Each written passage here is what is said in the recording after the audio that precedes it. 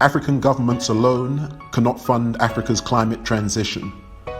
As the continent prepares to host COP27 next year in 2022, and in response to calls from our political leaders for green, innovative private sector green financing partnerships, the time is now for a bold African and global institutional investor-led green financing partnership initiative for the continent.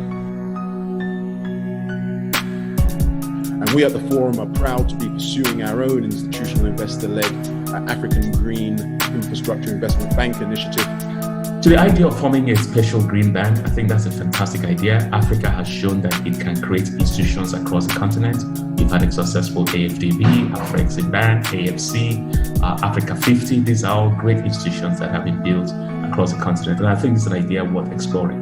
And we support that. We believe that it actually makes a lot of sense, especially for institutional investors, because it not only provides high returns, it provides diversification, as well as an ability to drive impact, which is a deliberate and positive social and environmental change. Africa is now the right space and the right continent for those investments to come. Talking about green investing, in many ways, COVID-19 is a trailer to the much deeper and perhaps exponentially much larger crisis we will face if we don't do something to tackle things like climate change. I think it's a mistake for Africa to ignore the green imperative.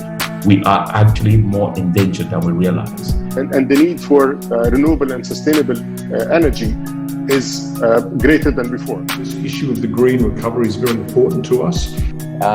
There is a huge interest on the part of long-term investors to participate in these types of investments. The more clarity on green and clean tech, the better, if you want to attract specifically this slice of capital.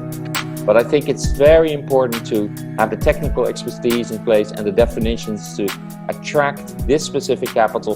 There's a huge opportunity here for Africa's green infrastructure. But currently it isn't being taken up, and we need to understand what those gaps are and be able to work on those so that we can allow that money in. And this is why the 5% agenda and the African Green Investment Bank that you've talked about are so important in this area, because that's exactly what it's targeting.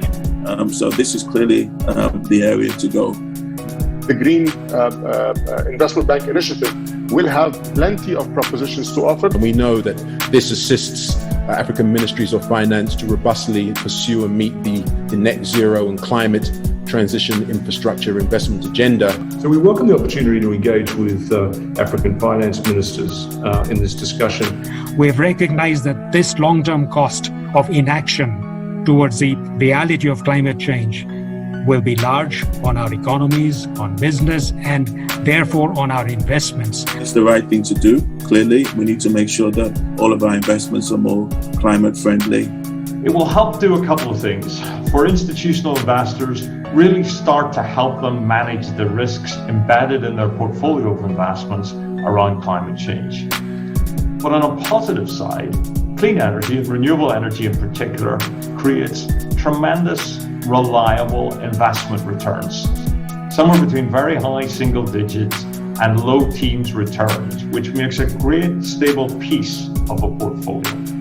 Clearly, the green agenda is an extremely important and critical agenda. There's a great opportunity for institutional capital to come together with government and to create a platform, a Pan-African green infrastructure bank, a green investment bank, and one that will help solve those problems, and one that will make a green impact but be green and profitable. It's hugely important to be green and profitable, not green or profitable.